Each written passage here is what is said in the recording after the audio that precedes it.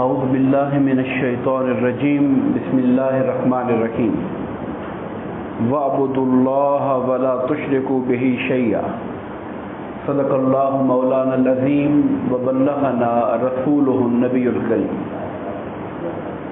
محترم و مکرم قابل احترام سامعین ذی احتشام، اللہ تبارک و تعالی کے فضل و کرم اور اس کے حبیب کریم حضور نبی اکرم صلی اللہ علیہ وآلہ وسلم کے نالین پاک کے تصدق سے سورہ النساء کی آیت نمبر 36 کے حوالے سے ہم انشاءاللہ گفتگو کریں گے۔ اس سے پچھلی آیات میں جو ہم نے اب تک پڑھی ہیں سورہ النساء، نساء کا معنی عورتیں ہوا کرتا ہے۔ بہت سارے غالب احکامات ہم نے عورتوں کے بارے میں پڑھے ہیں، بلکہ کل اور اس سے پچھلے درس بھی خواتین کے احکامات سے متعلق تھے۔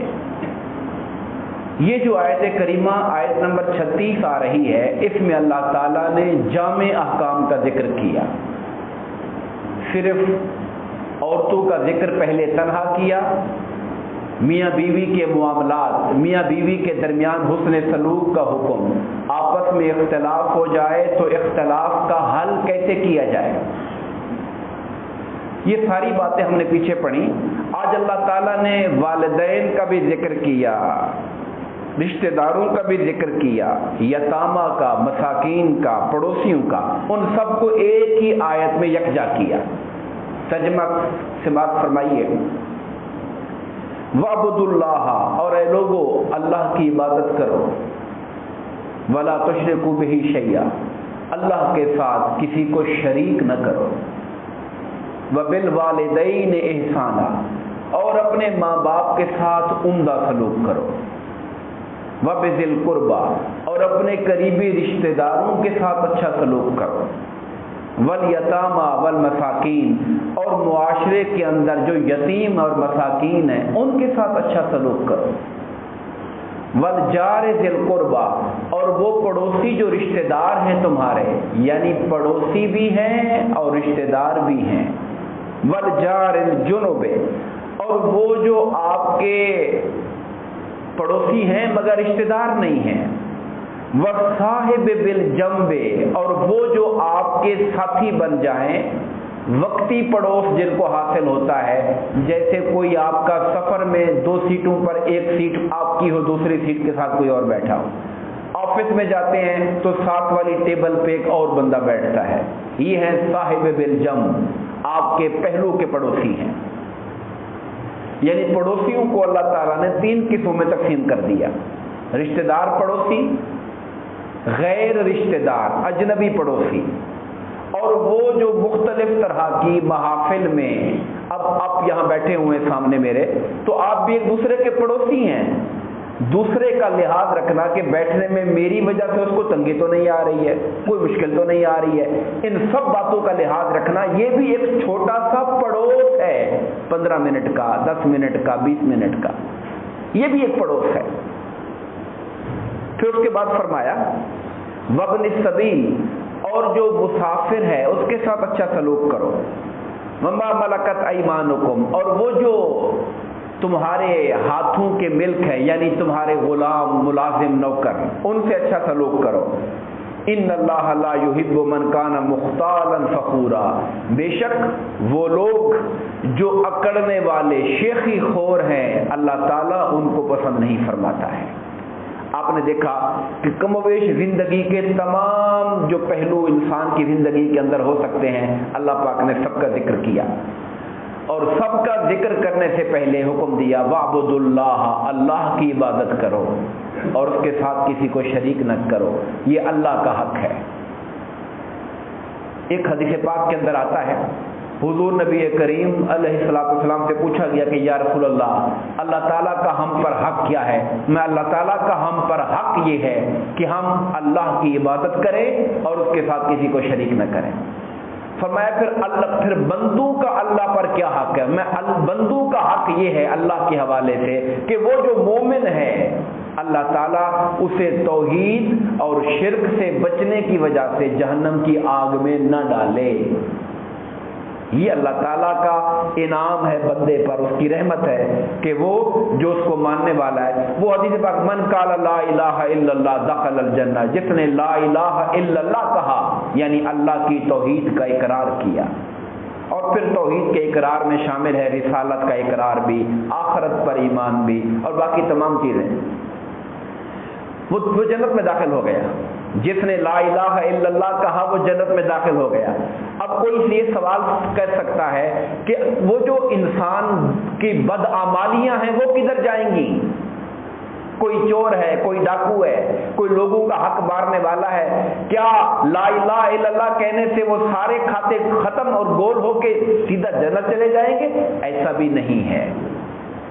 علماء کرام یہ کہتے ہیں کہ اس حدیث پاک کا مفہوم یہ ہے کہ جس نے لا الہ الا اللہ کہا وہ بالآخر جنت میں داخل ہو جائے گا، بالآخر، یعنی اسے اپنے گناہوں کی وجہ سے ہو سکتا ہے کئی تنگیاں برداشت کرنی پڑیں، اور یاد رکھیے تنگیوں کی ابتدا ہمارے بعد گناہوں کی وجہ سے ہماری زندگی میں تنگیاں آتی ہیں، کسی کا رزق تنگ ہو جاتا ہے، کسی کو دنیا کے اندر مصائب کا، بیماریوں کا سامنا کرنا پڑتا ہے، یہ ان گناہوں کی بخشش کا سامان ہوتا ہے جو اللہ کر رہا ہوتا ہے۔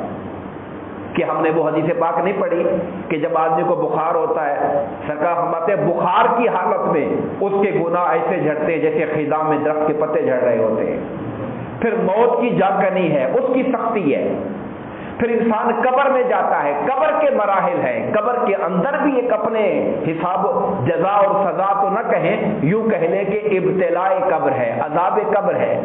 یہ جو فرمایا گیا قبر جنت کے باغوں میں سے ایک باغ ہے یا جہنم کے گڑھوں میں سے ایک گڑھا ہے، تو کوئی نہ کوئی تو فرق ہے نا کیفیتوں کے اندر، تو وہ بھی اعمال کی وجہ سے ہے۔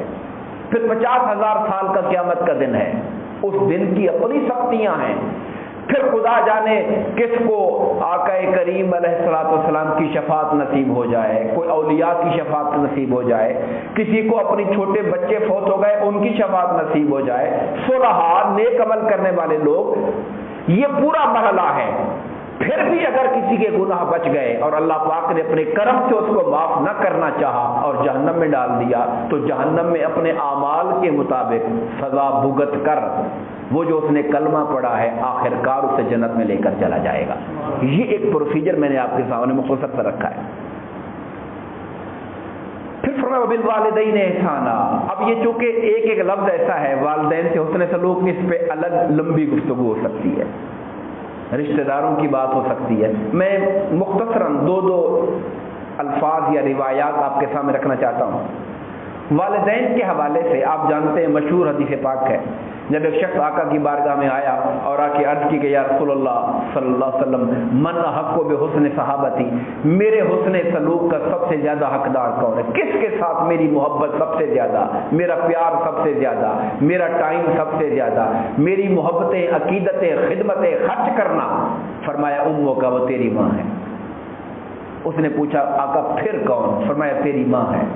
پوچھا آقا پھر کون ہے؟ فرمایا تیری ماں ہے۔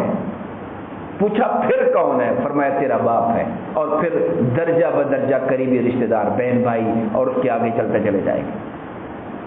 اور میں اس بات کو اس پر سمیٹتا ہوں کہ جب حضور نبی کریم علیہ الصلوۃ والسلام نے یہ فرمایا کہ جو شخص اپنے والدین کو فرما برداری اور محبت کی نگاہ سے دیکھتا ہے، فرما بردار اولاد ہے اور محبت سے ماں باپ کے چہرے پر نگاہ ڈالتی ہے، تو اللہ تعالیٰ اس ایک نگاہ کی، جو ایک فرما بردار بیٹا اپنے ماں باپ کے چہرے پر محبت سے ڈالتا ہے، اس کی برکت سے حج مقبول کا ثواب عطا فرما دیتا ہے۔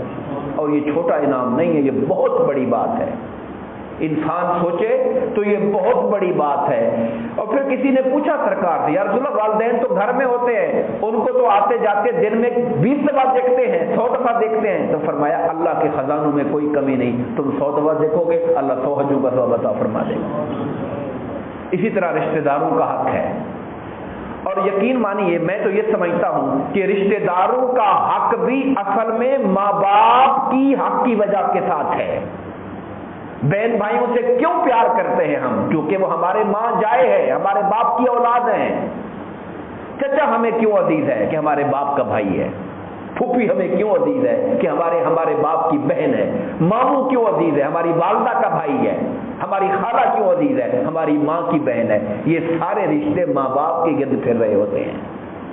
والدین کی محبت کی وجہ سے انسان کو باقی رشتہ داروں کے ساتھ محبت ہونی چاہیے، اور صرف رشتہ داری نہیں، ماں باپ کا حق تو ایسا ہے کہ سرکار نے فرمایا کہ نیکیوں میں سب سے بہترین نیکی ان من ابر البر، نیکیوں میں سب سے اعلیٰ نیکی یہ ہے کہ انسان اپنے والدین کے جو رشتہ دار ہیں ان سے حسن سلوک کرتا رہے۔ اور صرف رشتہ دار ہی نہیں، میں پھر کہوں گا والدین کے جو دوست ہوتے ہیں، والدین کے جو دوست ہیں، اپنے والدین کے دوستوں کا قدر کرنا۔ اپنے والد کا ساتھی تھا، والد ان کے ساتھ اٹھتا بیٹھتا تھا، اس کا حیا رکھنا، لحاظ رکھنا، خیال کرنا، یہ بھی ماں باپ کے ہی حق کا تقاضا ہوا کرتا ہے۔ آپ اندازہ فرمائیے، حضور نبی کریم علیہ السلام اپنی زوجہ محترمہ حضرت سیدہ خدیجہ الکبریٰ، جن کے ساتھ آپ کا نکاح کا رشتہ تھا، جو اہلیہ تھی، ہماری ماں تھی، ان کی سہیلیوں کو گھر میں جب کوئی کھانا پکتا، کوئی بکری ذبح ہوتی تو یہ گوشت فلاں کے گھر دے آؤ، فلانی مائی کے گھر دے آؤ۔ پوچھا کہ کیوں، وہ کون ہے؟ کہا وہ خدیجہ کی سہیلی ہے۔ جو اپنی اہلیہ کی سہیلی کا اتنا خیال کر رہے ہیں، وہ اپنی ماں کے رشتے داروں کا اور سہیلیوں کی حوالے سے کس قدر دین اس کو عزت دیتا ہوگا اور قدر کرتا ہوگا۔ یہ باتیں ہمیں سمجھنی چاہیے۔ ہمارا معاشرہ رکھا ہو گیا ہے، ہمارا معاشرہ بالکل ہی تعلقات کے حوالے سے انتہائی رکھے پن کا شکار ہے، جبکہ ہمارا دین محبتیں سکھاتا ہے، ہمارا دین ادب سکھاتا ہے، ہمارا دین تعلق، حیا اور لحاظ سکھاتا ہے۔ عبداللہ بن عمر رضی اللہ تعالیٰ عنہ حج کے سفر پہ جا رہے تھے اور آپ دراز گوش پر سوار تھے، یعنی سواری میں گدھے کا استعمال کر رہے تھے۔ سامنے ایک بابا آتا دکھائی دیا تو فٹافٹ سواری سے اتر آئے، اپنے سر کا جو کلا امامہ تھا وہ اٹھا کے بابا جی کے سر پہ رکھا، سواری کی لگام پکڑا دی، یہ گفٹ ہے۔ تو ساتھ جو خادم تھا اس نے پوچھا، حضرت یہ اتنی زیادہ نوازش کرنے کی کیا ضرورت تھی کہ سر کی ٹوپی اتار کر اور سواری ان کو دے دی ہے؟ کہا یہ میرے باپ عمر کا دوست تھا، میں نے اپنے باپ کا حیا کیا ہے۔ تو یہ جو ایک رشتہ اور تعلق ہے، انسان کو اگر ماں باپ کی عزت اور قدر دل میں ہوگی تو پھر سارے رشتہ داروں کی بھی قدر آئے گی، اور پھر ماں باپ کے تعلق والوں کی بھی قدر آئے گی۔ ماں باپ جس محلے میں رہے ان پڑوسیوں کا بھی حیا آئے گا کہ ہمارے ماں باپ کے جاننے والے تھے۔ اس کو ایک اینگل اور بھی ہے سمجھنے کا، وہ یہ ہے، سرکار نے فرمایا جس طرح ہم نے بتایا کہ نیکیوں میں سب سے بڑی نیکی ماں باپ کی وجہ سے ان کے رشتہ داروں سے حسن سلوک ہے۔ فَإِنَّ مِنْ أَكْبَرِ الْكَبَائِرِ، گناہوں میں سب سے بڑا گناہ یہ ہے کہ کوئی اپنے ماں باپ کو گالی دے، معاذ اللہ، استغفر اللہ۔ لوگوں نے پوچھا یا رسول اللہ وہ بھی کوئی ہوگا جو ماں باپ کو گالی دے گا؟ فرمایا ہاں، اگر کوئی کسی کے ماں باپ کو گالی دے، وہ جواب میں اس کے ماں باپ کو گالی دیں، یہ ایسے ہے جیسے اس نے خود ماں باپ کو گالی دی، چونکہ سبب وہ بنا ہے، وجہ وہ بنا ہے۔ اس نے اپنے کردار کو ایسا نہیں رکھا کہ لوگ اس کا کردار دیکھ کر کہیں یا کس باپ کی اولاد ہے، اللہ نے اس کو اتنا نیک بنایا ہوا ہے۔ یعنی اچھا کردار ہوتا تو دعائیں ماں باپ کو ملتی، بد کرداری ہے تو لان تان بھی ماں باپ کو ہو رہی ہے اس کے کردار کی وجہ سے۔ پڑوسیوں کا ہم نے ذکر کر دیا، میں ایک حدیث پاک سنانا چاہوں گا۔ سرکار نے ایک دفعہ فرمایا واللہ لا یؤمن، اللہ کی قسم وہ شخص مومن نہیں ہو سکتا۔ 3 دفعہ یہ جملہ فرمایا، اللہ کی قسم وہ شخص مومن نہیں ہو سکتا۔ صحابہ نے پوچھا آقا کون؟ فرمایا جس کی ایذا رسانیوں سے اس کا پڑوسی محفوظ نہیں ہے۔ جس کی ایذا رسانی سے، کسی کے گھر کا پانی کسی کے آگے کھڑا ہو رہا ہے، دروازے کے آگے، کوئی اپنے گھر کا گند اٹھا کے باہر پھینک رہا ہے، لوگوں کو تکلیف ہو رہی ہے، پریشان ہو رہے ہیں لوگ، کوئی اپنی گاڑی موٹر سائیکل ایسے کھڑی کر کے چلا گیا ہے کہ ہم سایہ پریشان ہے کہ یار میں کیا کروں۔ یہ ساری وہ چیزیں ہیں جو آج کے زمانے میں ہم فیس کرتے ہیں، ہمیں یہ ان چیزوں کو دیکھنا پڑتا ہے، مگر ہمارے ہاں پرواہ نہیں اس بات کی۔ اور میرے آقا اللہ کی قسم کھا کے 3 دفعہ کہہ رہے ہیں وہ شخص مومن نہیں، یعنی مومن کامل نہیں۔